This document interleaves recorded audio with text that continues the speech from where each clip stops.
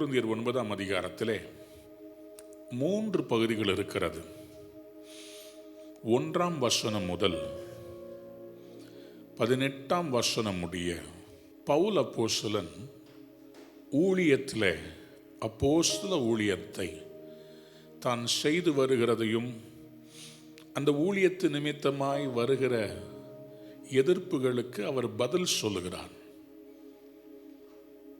Corinth சபையில் அவருடைய லீடர்ஷிப்பை challenge பண்ணுற சில பேருக்கு தன்னுடைய ஊழியத்தினுடைய பரிமாணங்களை சொல்லி, தன்னுடைய ஊழியத்திலே அவர் பெற்றுக்கொண்ட கிருபைகளை சொல்லி, அப்போஸ்தலன் இல்லை என்று அவரை நிராகரிக்கிற மக்கள் மத்தியிலே ரொம்ப கஷ்டப்பட்டு தன்னை பற்றி பேசுகிறத அவங்க பெருமையாக நினச்சிருக்கூடாது. அட் த சேம் டைம் அவர் செய்கிற ஊழியம், அவருடைய தியாகங்களை அவர்கள் புரிந்து கொள்ள வேண்டும் என்று சொல்லி ஒரு தகப்பன் தன் பிள்ளைகிட்ட சொல்றது மாதிரி சொல்றார்.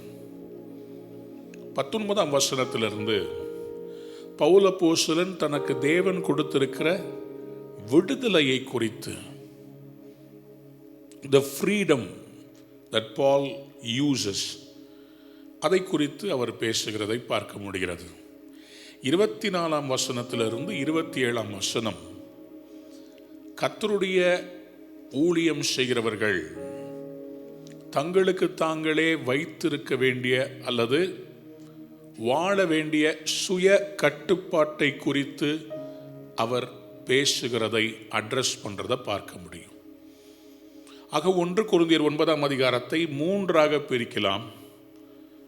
18 வரைக்கும் தன்னுடைய அப்போஸ்தல ஊழியத்தினுடைய பரிமாணங்களை விளக்குகிறதை, அடுத்ததாக அடிமை என்றால் யார், சுயாதீனன் என்றால் யார், விடுதலையின் ஊழியம் என்றால் என்ன என்பதை குறித்து அவர் விளக்குகிறது.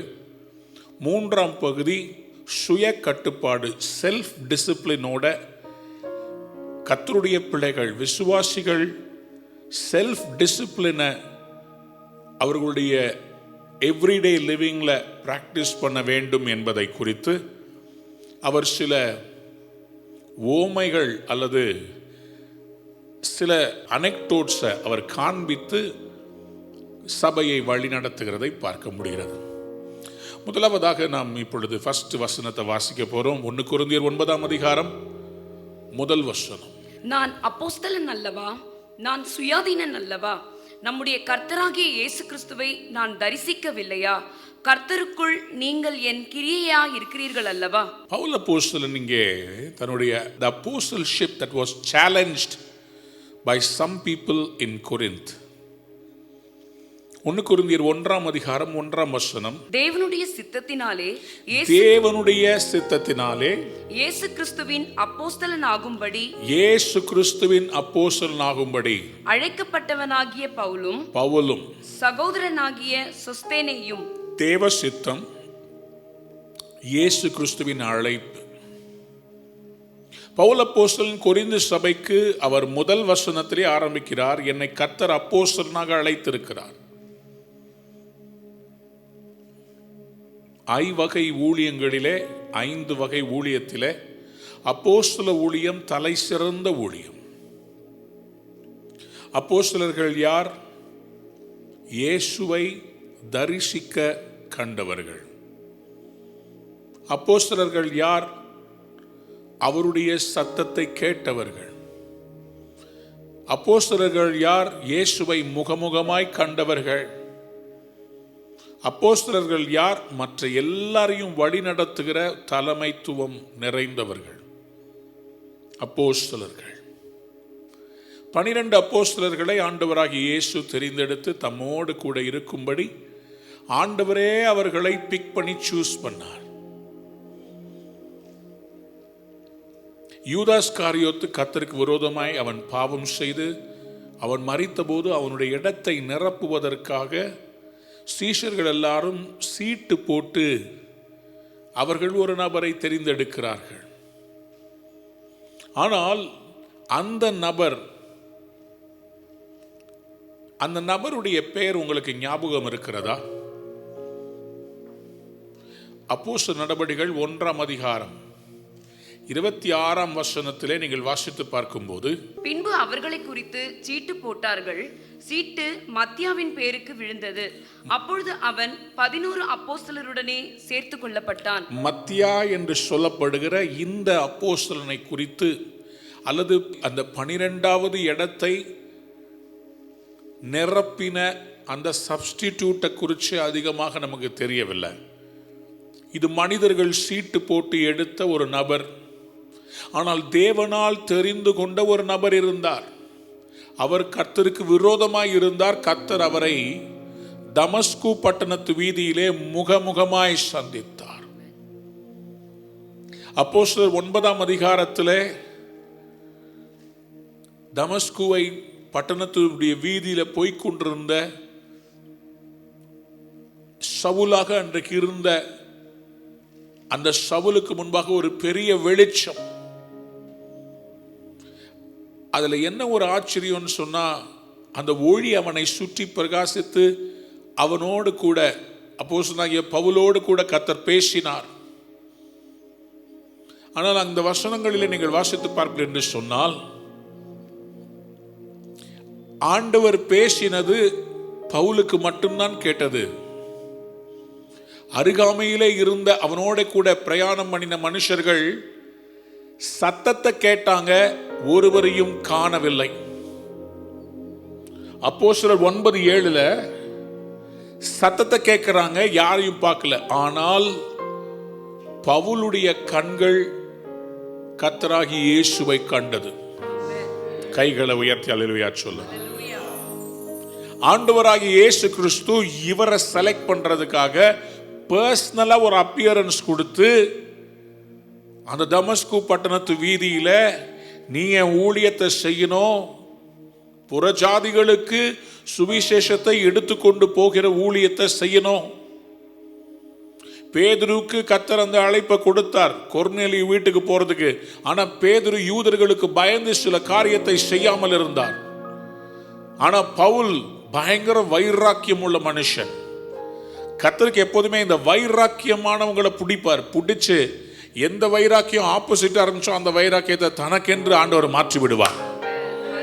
சத்தமா அல்லேலூயா சொல்ல. அதனாலதான் மோசமான பாவத்துல வைராக்கியமா வாழ்ந்துகிட்டு இருந்தவங்களை கர்த்தர் ரட்சிக்கும் போது கர்த்தருக்காக ஜீவனை கொடுக்க வைராக்கியமா பரிசுத்தமானவர்களாய் மாறி விடுகிறார்கள். சொல்லுங்க ஆமென். எவ்வளவுக்கு எவ்வளவு சவுல் ஆண்டவருக்கு விரோதமா இருந்தாரோ அவ்வளவுக்கு எவ்வளவு கர்த்தர் அவரை பக்கத்துல இழுத்து அவரை பவுலா மாத்திட்டார். எவ்வளவு பெரிய கிருபை. ஆனா பவுல அப்போஸ்தலனா ஏற்றுக்கொள்ளாம எப்பெல்லாம் அவரை டார்ச்சர் பண்ணணுமோ அப்பெல்லாம் நீர் அப்போஸ்தலன் கிடையாதே என்று அவரை சொல்லி அவரை கேவலப்படுத்தினாங்க, அவரை ரொம்ப உதாசீனப்படுத்தினாங்க. அந்த 12 பேர் ஒரு எஸ்டாப்ளிஷ் செட்டப். அவங்களுக்கு பின்னாடி தான் இவர் ரட்சிக்கப்படுறார். ஆகவே இந்த சீனியர் ஜூனியர் பிரச்சனை நடக்குது. ஆனா பவுல் அப்போஸ்தலன் இவங்க எல்லாரையும் தாண்டி கர்த்தருக்கு உண்மையாக அவர் என்ன பிரயாசப்பட்டு எப்படி ஊழியம் செய்தார், ஒவ்வொரு நிருபங்களையும் நீங்க பார்க்க முடியும். அவர் இந்த கொரிந்து சபையை அவர் தான் போய் எஸ்டாப்ளிஷ் பண்றார். அவருடைய பிரீச்சிங்ல தான் இந்த search at Corinth was born. அதுக்காக எவ்வளவோ பிரச்சனைகளை அவர் அனுபவித்தார், எவ்வளவோ போராட்டங்களை அவர் அனுபவித்தார். அதை குறித்து தான் அவர் ஒரு தகப்பன் இருதயத்தோடு சொல்றார், நான் அப்போஸ்தலன் அல்லவா, நான் சுயாதீனன் அல்லவா. 2 கொரிந்தியர் 12:12 வாசிங்க. அப்போஸ்தலனுக்குரிய அடையாளங்கள் எல்லா விதமான பொறுமையோடும் அதிசயங்களோடும் அற்புதங்களோடும் வல்லமைகளோடும் உங்களுக்குள்ளே நடப்பிக்கப்பட்டதே. அப்போஸ்தலர்கள் என்று சொன்னால் அதற்கென்று சொல்லி சில அடையாளங்கள் இருக்கிறது, சில அற்புதங்கள் அடையாளங்கள். அந்த authority of apostleship in miracles, signs, wonders, இதையெல்லாம் உங்களுக்குள்ள நடந்துச்சே. எத்தனை பேர் ஆமென் சொல்றீங்க? பவுலின் கைகளால் கர்த்தர் என்ன பண்ணாரு? விசேஷ அற்புதங்களை செய்தாராம். எப்படி? அவருடைய உருமால்களை போட்ட போது வியாதிகள் சுகமானது. அவருடைய பெல்ட், கர்ச்சீஃப் யார் மேல பட்டுச்சோ அவங்க எல்லாம் சுகமானாங்க. கைகளை உயர்த்தி ஒரு அல்லேலூயா சொல்றீங்களா? அப்போஸ்தலர் 19:12 வாசிக்கும் போது, அவருடைய சரீரத்திலிருந்து உருமால்களையும் கச்சைகளையும் கொண்டு வந்து வியாதிக்காரர் மேல் போட, வியாதிகள் அவர்களை விட்டு நீங்கி போயின, பொல்லாத ஆவிகளும் அவர்களை விட்டு புறப்பட்டன. கைகளை உயர்த்தி சொல்லுங்க ஆமென். அதுதான் அவர் எஸ்டாப்ளிஷ் பண்ண விரும்புகிறார். ஆனா அப்போஸ்தலன் இல்லையா, அப்போஸ்தலர்களுக்குரிய அந்த அடையாளங்கள் உங்களுக்கு மத்தியில நடப்பிக்கப்பட்டதே.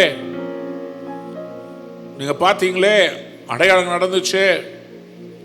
ஆக்சுவலா ஒரு ஊழியக்காரன் தன் மூலமாய் கர்த்தர் செய்த காரியங்களை சொல்லுவதற்கு ரொம்ப கூச்சப்படுவான். ஏன்னா அதை சொல்லும் போது, ஐயோ நான் என்னை பத்தி பெருமையா பேசுறேனோன்னு சொல்லி அவர் மனசுல ரொம்ப வேதனை இருக்கும். பட் ஆனால் அதை உணராமல் இருக்கும்போது அதை ஞாபகப்படுத்துவதற்காக அந்த ஊழியக்காரர் அதை சொல்லும் போது, அதை எப்படி இந்த கொரிந்து சபை ஏற்றுக்கொண்டார்களா? கொரிந்து சபை இடத்துல அவர் பாரத்தோடு சொல்றார், இயேசு கிறிஸ்துவை நான் தரிசிக்கவில்லையா? 1 கொரிந்தியர் 15:7 சொல்றாரு, பின்பு யாக்கோபுக்கும் அதன் பின் அப்போஸ்தலர் எல்லாருக்கும் தரிசனமானார். எல்லாருக்கும் பின்பு அகால பிறவி போன்ற எனக்கும் தரிசனமானார். கைகளை உயர்த்தி ஒரு அல்லேலூயா சொல்லுங்களேன். பவுல் தன்னை மேன்மைப்படுத்திக்கல, ஆனா எல்லாரை விட பயங்கர ஞானி யாரு? பவுல் தான். மற்றவங்க எல்லாம் மீன் பிடிக்கிறவங்க, அதிக ஞானம் இல்லை, ஆனா இவர் படிச்சவர், ரொம்ப புலமை பெற்ற பெரிய ஞானிகளுடைய வம்ச வழியில அவங்க கிட்ட படிச்சவர், கமாலியலுடைய பாதத்துல படிச்சவர் இவர். அவர் யாரு? இந்த சாக்ரட்டிஸ் வழியிலிருந்து வந்தவர், பயங்கரமான ஞானிகள். அப்போஸ்தலர் 22:3 நீங்க வாசிக்க முடியும், கமாலியனின் பாதத்தருகே வளர்ந்தேன், முன்னோர்களுடைய வேத பிரமாணத்தின்படி திட்டமாய் போதிக்கப்பட்டு தேவனை குறித்து வைராக்கியம் உள்ளவர்களாய் இருக்கிறது போல நானும் வைராக்கியம் உள்ளவனாய் இருந்தேன். பவுல் எல்லாத்தையும் கற்று தேர்ந்தவர். he was a scholar. அவருக்கு தோராலாம் கரைச்சு குடிச்சிருந்தார். he was an authority in the synagogue. அப்படிப்பட்ட அந்த சவுல கர்த்தர் தரிசனமாகி பவுலா மாத்தினார். கையை உயர்த்தி அல்லேலூயா சொல்றேன். அதனால்தான் அவர் ரொம்ப தாழ்மையா சொல்ற. 1 கொரிந்தியர் 15:9 வாசித்து பார்க்கும்போது அவர் சொல்றார் பாருங்க, நான் அப்போஸ்தலர்கள் எல்லாரிலும் சிறியவனாய் இருக்கிறேன், தேவனுடைய சபையை துன்பப்படுத்துவதனாலே நான் அப்போஸ்தலன் என்று பேர் பெறுவதற்கும் பாத்திரன் அல்ல. நான் சபையை துன்பப்படுத்தினவையா. ஸ்தேவான் மரிக்கும் போது அவனுடைய ட்ரெஸ்ஸை கொண்டு வந்து என் பாதப்படியில் வச்சாங்க. ஆகிலும் நான் இருக்கிறது தேவ கிருபையினாலே இருக்கிறேன். கையை வைத்து சொல்லுங்க. 4வது அவர் கேட்கிற கேள்வி, கர்த்தருக்குள் நீங்கள் என் கிரியையாய் இருக்கிறீர்கள் அல்லவா? Are you not the work in through Christ? என் கிரியை, நான் உங்களுக்காக ஊழியம் செய்த போது அந்த ஊழியத்தில் ரட்சிக்கப்பட்டவர்களாக இந்த சபையில வந்தவர்கள் நீங்கள் அல்லவா? நான் ஜெபிக்கும் போது உங்களுக்கு விடுதலை கிடைச்சது அல்லவா? நான் அப்போஸ்தலன் இல்லையா? நான் உங்க மேய்ப்பன் இல்லையா? என்ன அப்படி ஊழியம் செஞ்சிட்டாரு? 1 கொரிந்தியர் 3:6 வாசித்து பாருங்க. நான் நட்டேன். நட்டேன்னா என்ன அர்த்தம்? ஒரு நாத்தை நட்டாதான் வளர்ந்து அது என்ன கணக்கும்? விளைச்சலை கொடுக்கும். நான் நட்டேன். கைகளை உயர்த்தி ஒரு அல்லேலூயா சொல்லுங்க. அப்போலோ நீர் பாய்ச்சினான், தேவனே விளைய செய்தார். 1 கொரிந்தியர் 4:15 அவர் இப்படியாக சொல்றாரு, கிறிஸ்துவுக்குள் 10,000 உபாத்தியாயர்கள் உங்களுக்கு இருந்தார்கள். நிறைய டீச்சர்ஸ் இருக்கிறாங்கப்பா. தகப்பன்மார் அநேகர் உங்களுக்கு இல்லையே. தகப்பன் இல்லையே, உங்களுக்கு அப்பா இல்லையே. கிறிஸ்து இயேசுவுக்குள் சுவிசேஷத்தினால் நான் உங்களை பெற்றேன். ஏசாமிக்குள்ள உங்களுக்கு காஸ்பல் அறிவிச்சதுனால உங்களை நான் பெற்றேன்னு சொல்றார். நீங்க என் பிள்ளைங்கன்னு சொல்றார். நான் உங்க அப்பான்னு சொல்றார். எத்தனை பேர் உங்க பாஸ்டர் அப்பான்னு கூப்பிடுறீங்க? கையை உயர்த்தி ஒரு அல்லேலூயா சொல்லுங்க. யார் உங்களை ரட்சிப்புக்குள்ள நடத்தினாங்களோ, யார் உங்களை கர்த்தருடைய வார்த்தையில நடத்துறாங்களோ, அவங்க உங்களுக்கு வெறும் போதகர் அல்ல, டீச்சர் அல்ல, போதிக்கிறவர்கள் மட்டுமல்ல, உங்களை கிறிஸ்துவுக்குள் வழி நடத்துறவர்கள், உங்களை வளர்த்து எடுத்தவங்க உங்க அப்பாவா இருக்கிறாங்க. உங்களை விட வயசுல கம்மியா இருக்கலாம், அல்லது உங்க சரிசமமான வயசா இருக்கலாம். உங்களை நடத்தினவங்களை கர்த்தர் உங்களுக்கு தகப்பனா, ஆவிக்குரிய தகப்பனா வச்சிருக்கிறார். உங்க பாஸ்டரை நீங்க அப்பான்னு கூப்பிட்டு பாருங்க, கர்த்தர் உங்களை பயங்கரமா ஆசீர்வதிப்பார். நான் பார்த்திருக்கிறேன் சில மூத்த ஊழியர்களை அவருடைய சபையில எல்லாரும் அப்பா அப்பா அப்பான்னு கூப்பிடுறத நான் பார்த்திருக்கிறேன். அது ஒரு தனி பாசம், இந்த ஊழியர்காரன் மேல வைத்திருக்கிற அந்த பாசம். அப்போஸ்தலனாகிய பவுலுங்க, he is trying to be the father figure in the church of Corinth. ஆகவே தான் அவங்கள தைரியமா கண்டிக்கிறார். நான் பெரம்போட வரட்டுமா, எப்படி வரட்டும்? நான் அப்பா தான் அப்படி பேச முடியும். பக்கத்து வீட்டுக்காரரை உங்களை கண்டிக்க முடியும்? அப்பாவால தான் கண்டிக்க முடியும், அப்பாவால தான் திருத்த முடியும். எனக்கு அன்பான பிள்ளைகளே, பவுல் அப்போஸ்தலன் தொடர்ந்து பேசுறார் பாருங்க. 2ஆம் வசனத்துல, நான் மற்றவர்களுக்கு அப்போஸ்தலனாய் இராவிட்டாலும் உங்களுக்கல்லவோ அப்போஸ்தலனாய் இருக்கிறேன். கர்த்தருக்குள் நீங்கள் என் அப்போஸ்தல ஊழியத்திற்கு முத்திரையா இருக்கிறீர்களே. You are the seal of my apostle ministry. என்னுடைய ஊழியத்தில் நீங்க ஒரு முத்திரையா இருக்கிறீங்க. கொரிந்து சபையே, இவ்வளோ பெரிய எழுப்புதல், இவ்வளோ பெரிய ஆத்துமா அறுவடை, என்னுடைய ஊழியத்தில் நீங்க ஒரு ஹிஸ்டரியா இருக்கிறீங்கப்பா. நீங்க ஒரு சீலா இருக்கிறீங்க. உங்களை முத்திரையாய் நான் பெற்றிருக்கிறேன் அல்லவோ. மற்ற எல்லாத்தையும் விட்டுருங்க, மற்றவங்களுக்கு நான் அப்போஸ்தலன் இல்லை கூட, உங்களுக்கு எல்லாத்தையும் போதிச்சு ஆவியின் வரங்கள்னா என்ன, கிருபைனா என்ன, ரட்சிப்புனா என்ன, விக்கிரக வணக்கம்னா என்ன, எல்லாத்தையும் உங்களுக்கு கற்றுக் கொடுத்தனே. உங்களுக்கு நான் கண்டிப்பா அப்போஸ்தலன் தான். கையவே தெளிவா சொல்றீங்களா? 2 கொரிந்தியர் 3ஆம் அதிகாரம் 2ஆம் 3ஆம் வசனத்தை வாசிக்கும் போது, எங்கள் இருதயங்களில் எழுதப்பட்டும் சகல மனுஷராலும் அறிந்து வாசிக்கப்பட்டும் இருக்கிற எங்கள் நிருபம் நீங்கள் தானே.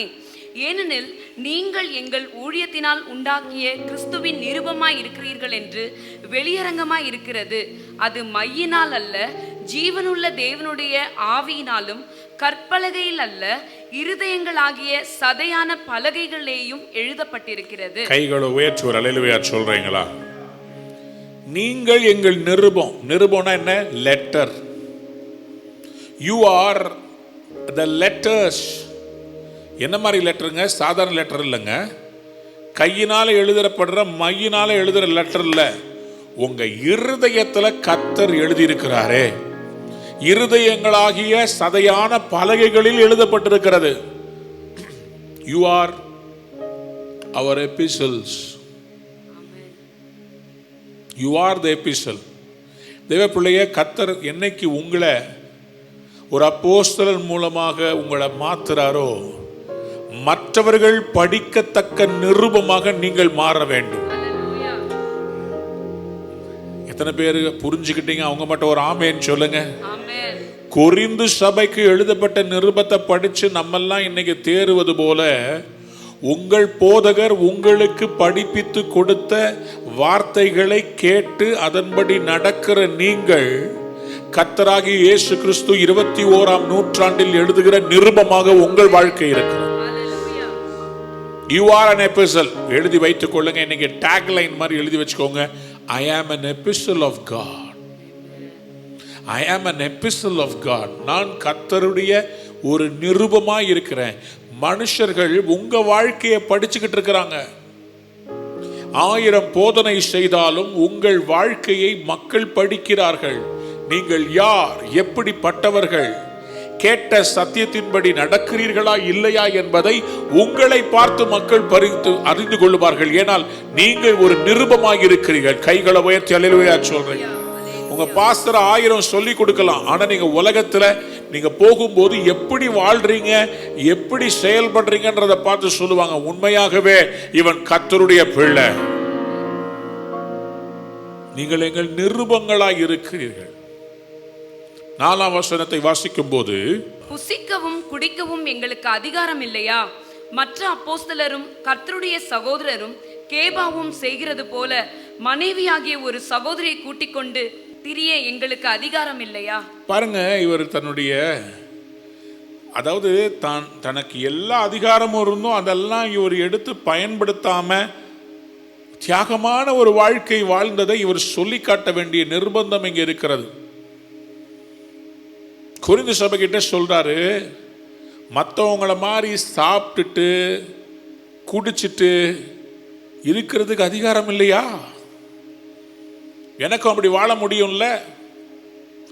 மற்ற அப்போஸ்தலரும் கர்த்தருடைய சகோதரரும் கேபாவும் செய்கிறது போல மனைவியாகிய ஒரு சகோதரியை கூட்டிக் கொண்டு ஊழியத்துக்கு போகிறதுக்கு எனக்கு அதிகாரம் இல்லையா? அல்லது கை தொழில் செய்யாதிருக்கிறதற்கு எனக்கும் பர்னபாவுக்கும் மாத்திரம்தானா அதிகாரம் இல்லை? கொரிந்து சபையில சில பேரு பவுலையும் பர்னபாவையும் குறை சொல்றாங்க. நீங்க வேலை செஞ்சுக்கிட்டே ஊழியம் செய்யக்கூடாது, வேலை செஞ்சீங்கன்னா நீங்க அப்போஸ்தலர் கிடையாது. நல்லா கவனித்துக் கொள்ளுங்க. இவங்க எந்த ஒரு மாடல்ல இருந்தாங்கன்னா இவங்க ஊழியத்துல குறையே இல்லை. சில பேர் நான் வேலை செஞ்சுக்கிட்டே ஊழியம் செய்கிறேன். ஆண்டவர் சிலருக்கு அப்படிப்பட்ட அழைப்பை கொடுத்திருக்கிறார். ஆனா இவங்க செய்தது டென்ட் மேக்கிங். அப்போஸ்தலர் 18ஆம் அதிகாரத்தில் பவுல் இதே கொரிந்து சபையில என்ன தொழில் செய்து தனக்கு தேவைகளை சந்தித்தார் என்று எழுதியிருக்கிறது. அப்போஸ்தலர் 18ஆம் அதிகாரம் 3ஆம் வசனத்தை வாசிங்க. அவர்கள் கூடாரம் பண்ணுகிற தொழிலாளிகளாய் இருந்தார்கள். தானும் அந்த தொழில் செய்கிறவனான படியினாலே அவர்களிடத்தில் தங்கி வேலை செய்து கொண்டு வந்தான்.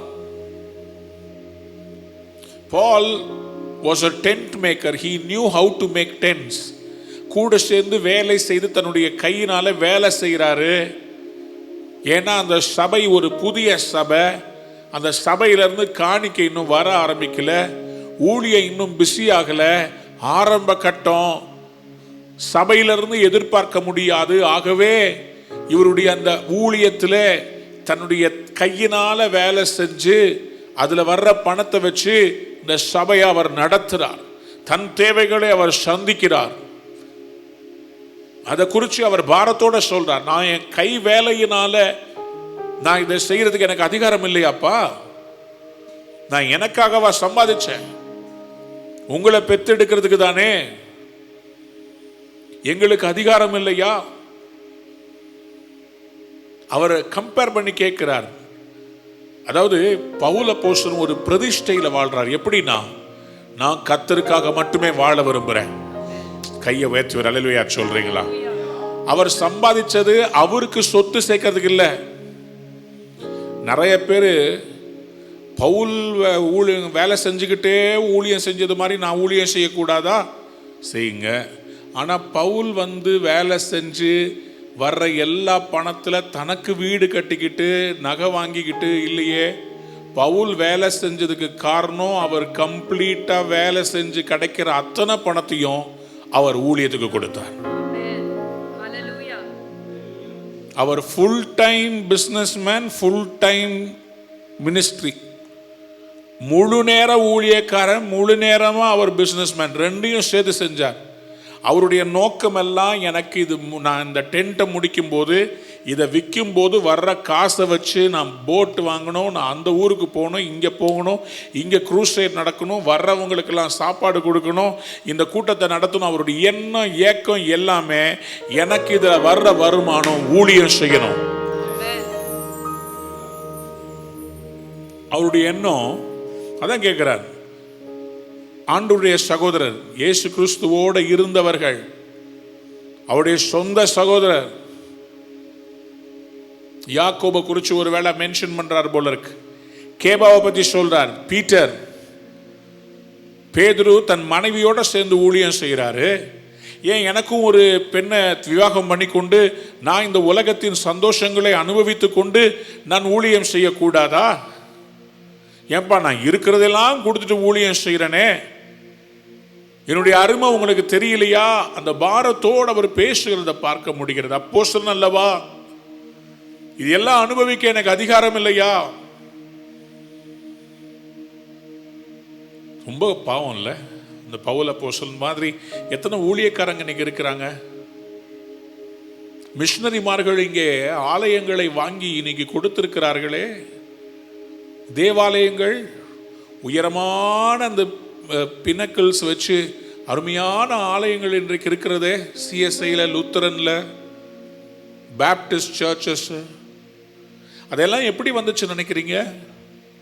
இங்கிலாந்து தேசத்திலே அவங்களுக்கு இருந்த வீட்டை, அவங்களுக்கு இருந்த பெரிய பெரிய மாளிகைகளை வித்து அந்த காசையெல்லாம் மூட்டை கட்டிக்கிட்டு கடல்ல எத்தனையோ பயங்கரமான கொள்ளைக்காரங்கள்ட்ட தப்பி, கடல்ல பாதி பேர் செத்து போய், வியாதி வந்து மருந்து இல்லாம செத்து போய், தப்பிச்சோம் பிழைச்சோம் இங்க வந்து நிலங்களை வாங்கி அதற்கான செயல்களை செய்து தங்கள் சொத்தை எல்லாம் கொண்டு வந்து இந்த பூமியில விதைச்சு கம்ப்ளீட்டா ஊழியம் செய்தாங்க. கால்டுவெல் ஐயரை பத்தி உங்களுக்கு தெரியுமா? தமிழ்நாட்டில் இருக்கிற, சவுத்துல இருக்கிற ஒவ்வொரு திருச்சபைக்கு பின்னாடி இருக்கிற சரித்திரம் தெரியுமா உங்களுக்கு? மெஞ்ஞானபுரத்தில் இருக்கிற அந்த தேவாலயத்துடைய சரித்திரம் தெரியுமா? சென்னையில் கெத்தீட்ரல் இருக்குதே, Saint Mark's Andrew's Kirk Saint Mark's cathedral, இங்கெல்லாம் போய் பாருங்க. அங்க இருக்கிற கல்வெட்டுகள்ல எழுதப்பட்டிருக்கிற ஒவ்வொருத்தருடைய பெயரை பாருங்க, அப்படி தெரியும் உங்களுக்கு. தியாகத்தினால் கட்டப்பட்ட சபை. இன்னைக்கு அப்படிப்பட்ட சபைகளை நம்ம என்ன செய்கிறோம்? அப்படிப்பட்ட சபைகளை கட்டி எழுப்பின அந்த அப்போஸ்தல, அந்த இருதயம் உடையவர்களை நாம் அவர்கள் செய்த தியாகத்துக்கு நாம் என்ன பரிகாரம் செய்கிறோம்? அவர் சொல்றாரு 1 கொரிந்தியர் 9:7, எவன் தன் சொந்த பணத்தை செலவழித்து தண்டிலே சேவகம் பண்ணுவான்? 2 தீமோத்தேயு 2:3-4 வாசியுங்கள். நீயும் இயேசு கிறிஸ்துவுக்கு நல்ல போர் சேவகனாய் தீங்கு அனுபவி. தண்டில் சேவம் பண்ணுகிற எவனும் தன்னை சேவகம் எழுதி கொண்டவனுக்கு ஏற்றவனாய் இருக்கும்படி பிழைப்பு கடுத்த அலுவல்களில் சிக்கிக் கொள்ள மாட்டான். வேற ஒரு காரியத்தில் அவன் சிக்க மாட்டான். கையை உயர்த்தி ஒரு ஆமேன்னு சொல்லுங்களேன். ஒருத்த வந்து ஒரு சோல்ஜரா ஒரு ஆர்மியில வேலை செய்யறேன்னு சொல்லி எழுதி கொடுத்தவன், அந்த வேலை, அந்த சோல்ஜரா ஆர்மியில இருக்கிறவன் சிவிலியன் செய்யற வேலையை செய்வானா? தண்டில் சேவகம் பண்றதுன்னா என்ன அர்த்தம்? ஆர்மியில சோல்ஜரா இருக்கிறதுக்கு தன்னை ஒப்பு கொடுத்தவன் சிவிலியனுடைய அஃபேர்ல அவன் போய் என்டாங்கல் ஆக மாட்டான். தன்னை அழைத்த கமாண்டிங் ஆபீசருக்கு உண்மையா நடப்பான். கையை உயர்த்தி ஒரு அல்லேலூயா சொல்லுங்களேன். somebody said amen. அவர் சொல்ற அந்த இருதயத்தை பாருங்க. நான் ஒரு ஆர்மியில இருக்கிறேங்க, என்ன அழைச்ச ஆண்டவர் ஒரு சேனையா என்னை மாத்தி இருக்கிறார். நான் சபைய ஒரு சேனையா மாத்திக்கிட்டு இருக்கிறேன். ஃபீடிங் பாட்டில் வச்சிருக்கிற பேபியுடைய கிரஷ் இல்ல. திருச்சபை என்பது ஒரு போர்க்களத்தினுடைய முன்னணியம். கையை உயர்த்தி அல்லேலூயா சொல்ல. Church is not a babysitter's crush. பால் உண்ணுகிற பிள்ளைகளுடைய ஃபீடிங் பாட்டில கழுவுற இடம் இல்ல சர்ச்சு. சர்ச் ஒரு ஆர்மி யூனிட். பாதாளத்தின் வாசல்களுக்கு சவால் விடுகிற கர்த்தருடைய பலிபீடம், கர்த்தருடைய அக்னி இறங்குகிற, அவருடைய பாம் போடுற அந்த மிலிட்டரி யூனிட். சபை ஒரு டேங்கர், சபை ஒரு பெரிய ஏவுகணையை ஏவுகிற, அநேகரை கிறிஸ்துவுக்காக எழுப்புகிற, பயங்கரமான கண்டம் விட்டு கண்டம் பாய்கிற பெரிய பெரிய ஏவுகணைகளை ஏவுகிற பயங்கரமான மிலிட்டரி யூனிட் சபை. எத்தனை பேர் ஆமென் சொல்ல விரும்புறீங்க? நம்முடைய இருதயம் என்ன? அவர் சொல்றது பாருங்களேன். எவன் திராட்சை தோட்டத்தை உண்டாக்கி அதன் கனியில் புசியாதிருப்பான், எவன் மந்தையை மேய்த்து அதன் பாலை சாப்பிடாதிருப்பான். ஒரு திராட்சை தோட்டத்தை இல்லை, நம்ம ஒரு மாம்பழம், நம்ம ஊரில் திராட்சை தோட்டம் அதிகமாக இல்லை, ஆனால் பெங்களூர் பக்கம்லாம் நிறையா இருக்குது. ஆனால் இந்த நான் சொல்கிறேன், பொதுவாக அந்த மாம்பழ தோட்டம்னு வச்சுக்கோங்களேன், அல்லது வாழைப்பழ தோட்டம் இருக்குது. வாழைத்தோட்டம் இருக்குது. வாழைத்தோட்டத்தில் அந்த வாழைகளையெல்லாம் நட்டவன் அதுல இருந்து ஒரு பழத்தை சாப்பிடக்கூடாதா? எல்லா பழத்தையுமா சாப்பிட முடியாம வயிறு வீங்கி செத்துற மாட்டான். ஆனா அதுல இருக்கிற ஒரு பழத்தை சாப்பிட்டா தப்பு கிடையாதுல்ல. அந்த தோட்டத்தை நட்டவன் அந்த தோட்டத்தினால வர்ற பலன்ல சாப்பிடக்கூடாது அப்படின்னு சொல்ல முடியாதுல்ல. நீ தான் சம்பளம் வேலை வாங்குறீங்க. ஏன்பா இந்த ஊழியத்தில் இருக்கிறப்பா, இந்த ஊழியத்தில் எனக்கு நான் எங்க போவேன்? இந்த ஊழியம் தானே என்ன பாதுகாக்கணும். எவன் மந்தையை மேய்த்து அதன் பாலை சாப்பிடாம இருப்பான்? ஏராளமான ஆடுகள் இருக்கிறது, மாடுகள் இருக்கிறது. அந்த மாட்டை வளர்க்கிறவன், அந்த ஆட்டை வளர்க்கிறவன் அதனுடைய பாலை குடிக்காமல் இருப்பானா? அவன் தானே அதை பராமரிக்கிறான். இவன் அதுக்கு அந்த அந்த அந்த விலங்குகளுக்கு அந்த ஆட்டுக்கும் மாட்டுக்கும் புல்லு கொடுக்கிறதே இந்த மேய்ப்பன் தான். அப்ப இந்த மேய்ப்பனுக்கு அது வருகிற பாலை குடிக்கிறதுக்கு அதிகாரம் இல்லையா? அன்பார்ந்தவருடைய பிள்ளைகளே, you have to understand the heart of Apostle Paul. He doesn't want, அவருக்கு தேவையில்லை. ஆனால் அவர் சொல்றது என்னன்னு சொன்னா, அப்போஸ்தலனா நான் உங்களோடு கூட இதெல்லாத்தையும் அனுபவிக்கிறதுக்கு எனக்கு அதிகாரம் இல்லையாப்பா. ஆனாலும் நான் எப்படி வாழ்ந்தேன்? என் கையினால வேலை செஞ்சு நான் வாழ்ந்தேன்ல. உபாகமத்துல 20ஆம் அதிகாரம் 6ஆம் வசனத்தை வாசித்து பாருங்க. உபாகமம் 20ஆம் அதிகாரம் 6ஆம் வசனம். திராட்சை தோட்டத்தை நாட்டி அதை அனுபவியாதிருக்கிறவன் எவனோ அவன் தன் வீட்டுக்கு திரும்பி போக கடவன். அவன் யுத்தத்திலே செத்தால். திராட்சை தோட்டத்தை நாட்டி அதை அனுபவியாதிருக்கிறவன் எவனோ. ஒரு திராட்சை தோட்டத்தை நாட்டி இருக்கிறான், அதை விட்டுட்டு அவன் யுத்தத்துக்கு வர வேண்டாம். அவன் திராட்சை தோட்டத்தை நாட்டினவன் அதனுடைய பலனை புசிக்க கடவன். பாருங்க, திராட்சை தோட்டத்தை நாட்டிட்டான், அது கனி கொடுக்கிறதுக்கு முன்னாடி யுத்தத்துக்கு அழைப்பு வந்துருச்சு. ஆண்டவர் சொல்றாரு, ஆண்டவர் எவ்வளவு கன்சர்ன் பார்த்தீங்களா? ஆண்டவர் சொல்றாரு, திராட்சை தோட்டத்தை நாட்டினவன் அவன் யுத்தத்துக்கு வர வேண்டாம். அவன் கஷ்டப்பட்டு ஒரு நாள் நாட்டினான், இப்போ பழம் கொடுக்குது, கனி கொடுக்குது. அவன் இங்க வர வேண்டாம், அவன் போய் அதை அனுபவிக்கட்டும். அவன் அதை அனுபவிக்க வேண்டும். கையை உயர்த்தி அல்லேலூயா சொல்லுங்க. ஆண்டவர் தமது ஊழியக்காரனின் சுகத்தை விரும்புகிறவர். ஆண்டவர் ஊழியக்காரங்க பிச்சைக்காரங்களா இருக்கணும்னு விரும்புகிறவர் அல்ல. எத்தனை பேர் ஆமென் சொல்ல விரும்புறீங்க? இந்த எண்ணம் நமக்குள்ள வரணும்.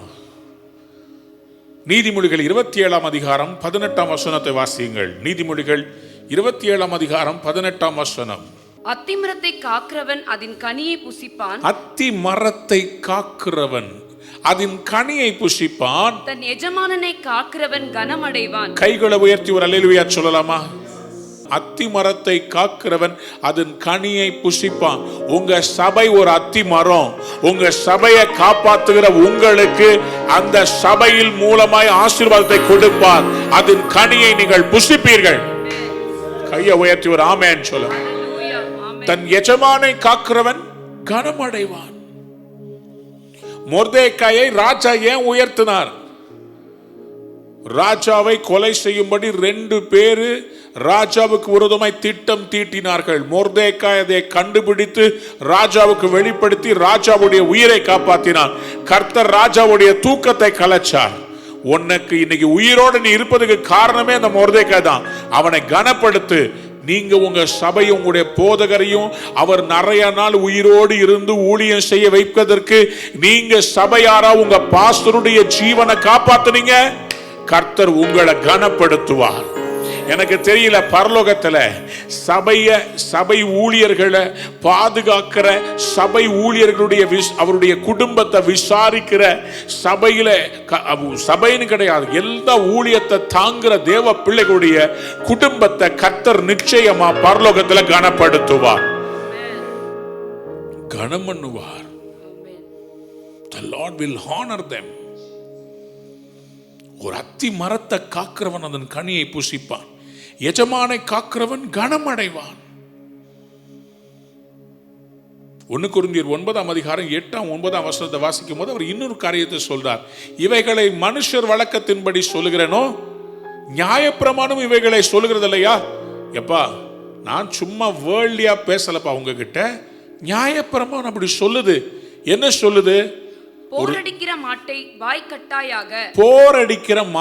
வாய்க்கட்டாயாக என்று மோசேயின் பிரமாணத்திலே எழுதியிருக்கிறதே. போரடிக்கிற மாட்டை வாய்க்கட்ட எங்க எழுதியிருக்குது? உபாகமம் 25ஆம் அதிகாரம் 4ஆம் வசனத்தை வாசிங்க. உபாகமம் 25ஆம் அதிகாரம் 4ஆம் வசனம். போர் அடிக்கிற மாட்டை வாய்க்கட்டாயாக. போர் அடிக்கிற மாடுனா என்று விளைச்சல அறுவடை எடுத்தாச்சு. அறுவடையை கொண்டு வந்து கீழே போட்டுட்டு நெல்லையும் பதரையும் பிரிக்கிறதுக்கு, அந்த நெல் கதிர் மேல நடக்கிறதுக்கு இந்த காளைகளை கொண்டு வந்து விடுவாங்க.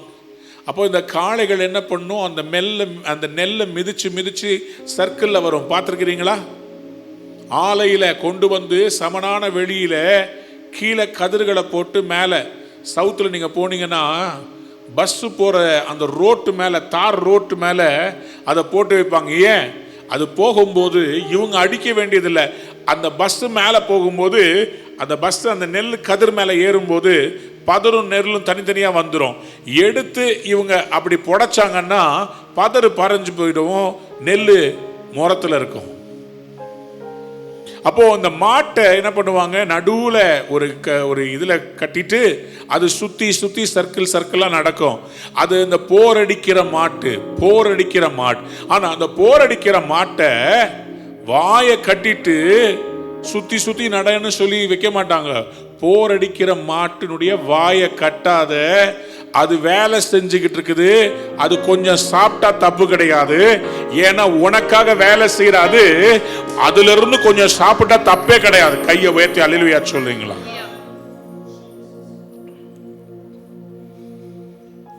பவுல் இதை தீமோத்திகிட்டையும் ஒரு அட்வைஸா சொல்றார். ஏன்பா, ஊழியத்துல இருக்கிறவங்களுக்கு அந்த ஊழியத்திலிருந்து ஆசீர்வாதம் வர வேண்டாமா?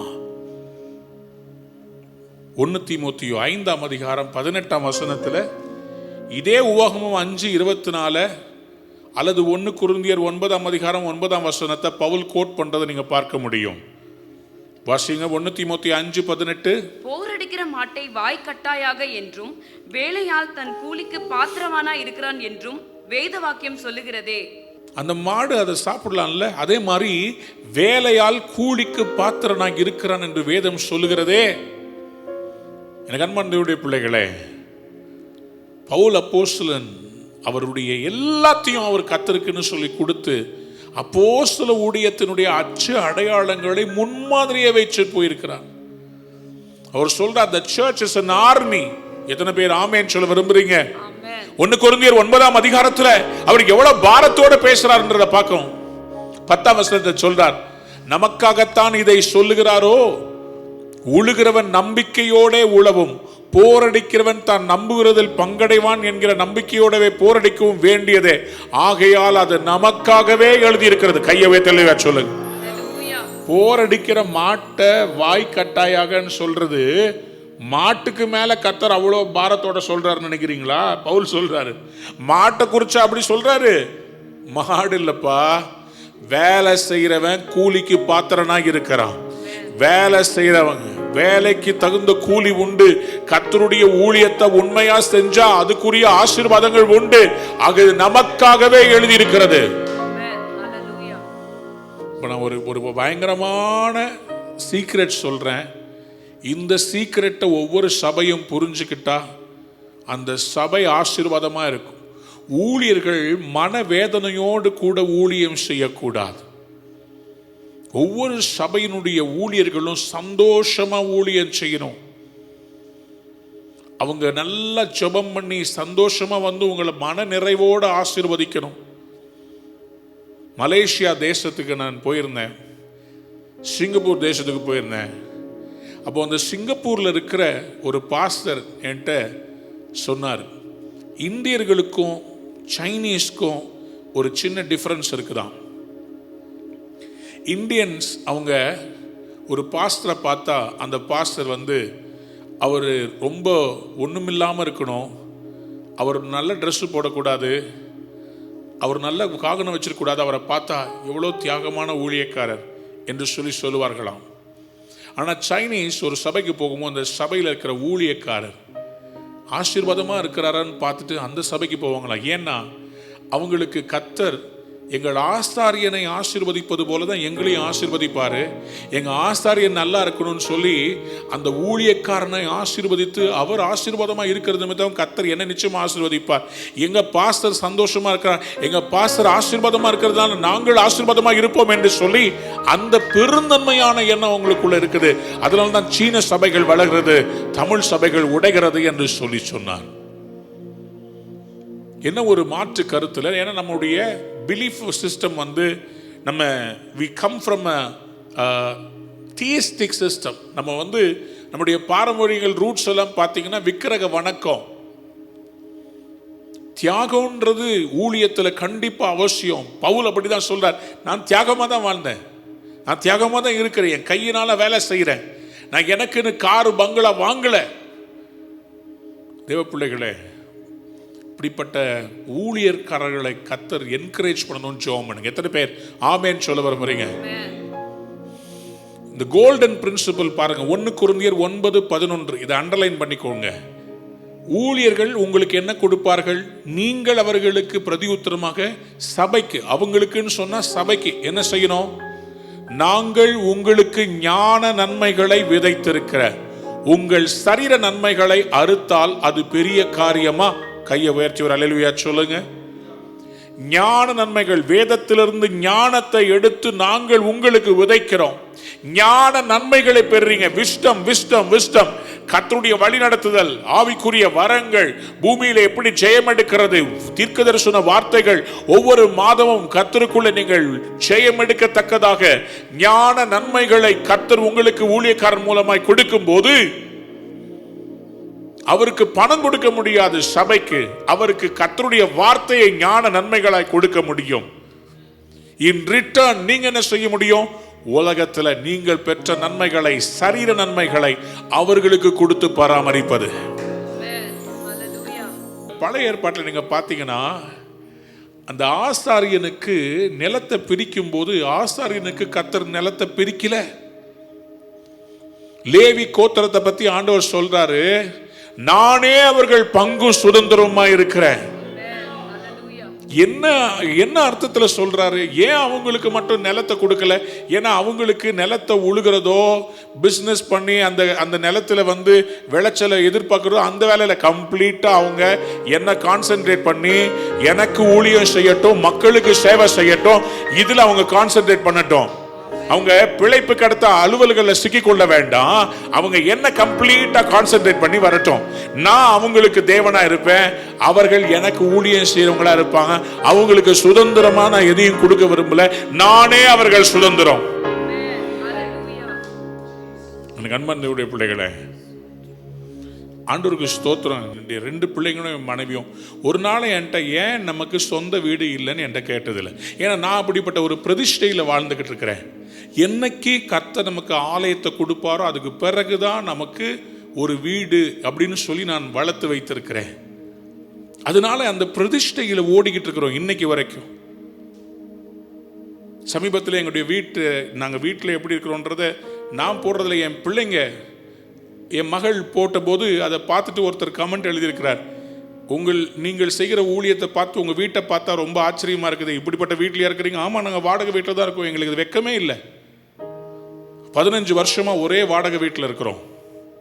வீட்டை மாற்றி மாற்றி போகிறதுக்கு இல்லை, கர்த்தர் எங்கே சொன்னாரோ அந்த இடத்துல இருக்கணும். 15 வருஷமா நாங்கள் பல இடங்களில் நாங்கள் சபையை வாடகைக்கு மாற்றி மாற்றி இருக்கிறோம்.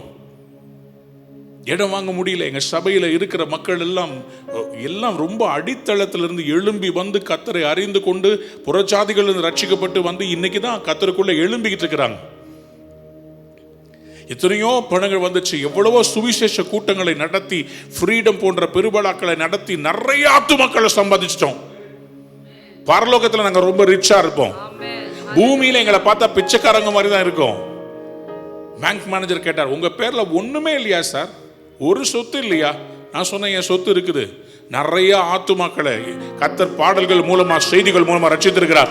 ஐ எம் a rich man நான் சொன்னேன். எனக்கு அன்புக்குரியவர்களே, ஆண்டவருக்காக அப்போஸ்தல ஊழியம் செய்யறது ரொம்ப கஷ்டமானது. அப்போஸ்தல ஊழியம்னா தியாகம். அப்போஸ்தல ஊழியம்னாவே தியாகமான ஊழியம். அற்புதங்கள் அடையாளங்கள்லாம் நடக்கும். ஆனா அவங்க எப்படி இருக்கணும்னு சொல்லி சொன்னா கர்த்தரையே சார்ந்து இருக்கணும். இந்த பூமிக்குரிய நன்மைகளையோ அதை எதிர்பார்க்க, ஆனா ஜனங்க அப்படி விடக்கூடாது. கையை உயர்த்தி அல்லேலூயா சொல்லுங்களேன். அப்போஸ்தலர் அப்படி வாழ்வாங்க, ஆனா ஜனங்கள் அவங்களை அப்படி விடக்கூடாது. ஜனங்க என்ன பண்ணும், என்ன தேவை இருக்குதோ அந்த தேவையை சந்திக்கிறதுக்கு அந்த பாஸ்டருக்காக அவங்க பரிதபிக்கணும். பாஸ்டர் நல்ல கார்ல போகணும்னு சொல்லி பார்க்கணும். பாஸ்டர் ஒரு கார் வாங்கினாருன்னா பொறாமப்படக்கூடாது. பத்தியா அவருக்கு இந்த கார் தேவையா அவருக்கு இல்ல. உங்க பாஸ்டர் கர்த்தர் ஆசீர்வதிக்க வேணுமா வேண்டாமா? இவ்வளோ நாள் இவ்வளோ வருஷம் மூத்த ஊழியர்களை பார்க்கும் போதெல்லாம் எனக்கு அவங்கள கனம் பண்ணணும்னு ஆசையா இருக்கும். என்கிட்ட இருக்கிறதெல்லாம் எடுத்து கொடுத்துடணும்னு ஆசையா இருக்கும். ஏன்னா அவங்கள பார்க்கும்போது இவங்க மூலமா தானே நம்ம இவ்வளோ ஆசீர்வாதம் பெற்றோம். இவங்க சொல்றது தான் நம்ம ஆவிக்குரிய வாழ்க்கையில நான் ரட்சிக்கப்பட்ட புதுசுல இவங்க மூலமா தானே இந்த ஆசீர்வாதத்தை பெற்றுக்கொண்டேன்னு சொல்லி அவங்கள பார்த்தாலே எனக்கு ஏதாவது என்னத்தை செய்யறதுன்ற மாதிரி இருக்கும். காரணம், ஞான நன்மைகளை விதைத்திருக்கிறாங்க. சரீர நன்மைகளை நாம் அவர்களுக்கு கொடுக்கிறது பெரிய காரியமா? கைகளை உயர்த்தி அல்லேலூயா சொல்லுங்க. எனக்கு அன்பான பிள்ளைகளை மறுபடியும் சொல்றேன், தண்டில் சேவகம் பண்ணி கொள்ளுகிறவன் பிழைப்புக்கு அடுத்த அலுவல்களில் சிக்கக்கூடாது. கர்த்தருடைய ஊழியத்தை, கனமான ஊழியத்தை செய்கிறவங்க, அதற்காக தன் அர்ப்பணிக்கப்பட்ட அந்த அழைப்புல நீங்க யாரா இருக்க விரும்புறீங்க? யாரா இருக்க விரும்புறீங்க? கர்த்தர் இன்னைக்கு நம்மள ஒரு பெரிய சேனையாக கர்த்தர் எழுப்ப விரும்புகிறார். எத்தனை பேர் ஆமென் சொல்ல விரும்புறீங்க? யாரெல்லாம் சொந்த சபை இல்லாம இருக்கிறாங்களோ அந்த ஊழியர்களுக்கெல்லாம் சொந்த சபையை தாங்கப்பா. எல்லாரும் வாயை திறந்து ஜெபிக்கலாமா? ஓ, சபைக்காக கடன் வாங்கி அந்த கடனை திருப்பி செலுத்த முடியாம ரொம்ப அவமானப்பட்டு இருக்கிற அநேக பாஸ்டர்ஸை கர்த்தர் எனக்கு காண்பிக்கிறார்.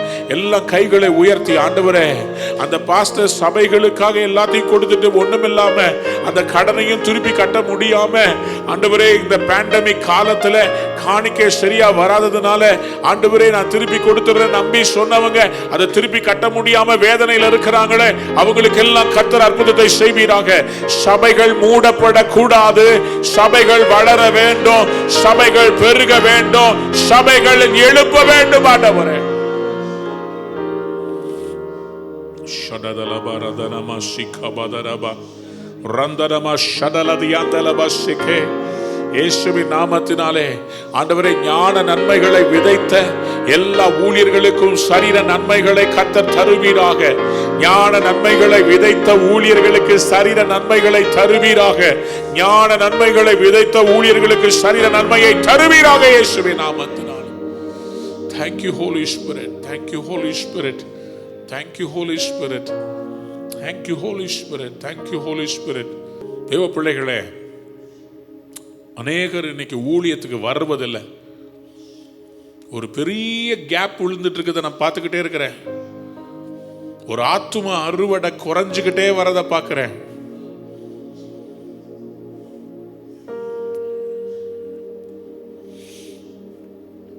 நேற்றைய தினத்தில் ஒரு ஸ்டாட்டிஸ்டிக்ஸ் ஒன்று நான் கேள்விப்பட்டேன். நான் அதை கேள்விப்பட்டு ஆச்சரியமாயிருச்சு. 17,000 ரெவென்யூ வில்லேஜஸ் தமிழ்நாட்டில் இருக்குது. 60% வில்லேஜஸில் ஒரு சபை கூட இல்லை.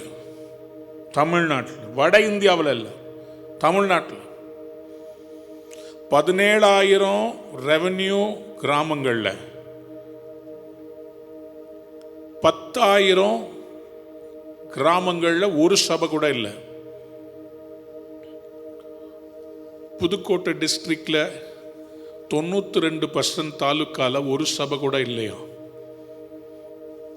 இந்தியாவில், வட இந்தியாவை சொல்ல தமிழ்நாட்டில் இவ்வளவு தேவைகள் இருக்கிறது. இவ்வளவு இடங்கள் இன்னும் சந்திக்கப்படாமல் இருக்கிறது. என்ன செய்ய போகிறோம்? சுவிசேஷத்தை அறிவிக்கிற பவுல் அப்போஸ்தலனை போல தீவிரமா பைத்தியக்காரர்கள் தேவை இன்னைக்கு. We are raring to go. ஊழியர்களை எழுப்பி புதிய இடங்களுக்கு சபைகளை நாட்டுவதற்கு ஒரு பெரிய சேனை எழும்ப வேண்டும். மிஷனரி ஊழியங்களின் மேல் இருந்த பாரம் மறுபடியுமாய் நம்முடைய தமிழ்நாட்டிலே எழும்ப வேண்டும். கர்த்தருடைய ராஜ்யத்தை கட்ட வேண்டும் என்கிற சீரிய சிந்தனை இன்னைக்கும் சில பேர் இருக்கிறாங்க. தங்க சம்பளத்தில் ஒரு இன்கிரிமெண்ட் போட்டா இன்னொரு மிஷனரியை தாங்குற சில அன்பான குடும்பத்தார் இருக்கிறார்கள். தியாகமான பிள்ளைகள் இருக்கிறார்கள். ராட்சிய சிந்தையோடு செயல்படுவோம். கர்த்தர் நம்முடைய குடும்பத்தையும் ஆசீர்வதிப்பார், வர்த்திக்க பண்ணுவார். எத்தனை பேர் ஆமேன் சொல்ல விரும்புறீங்க?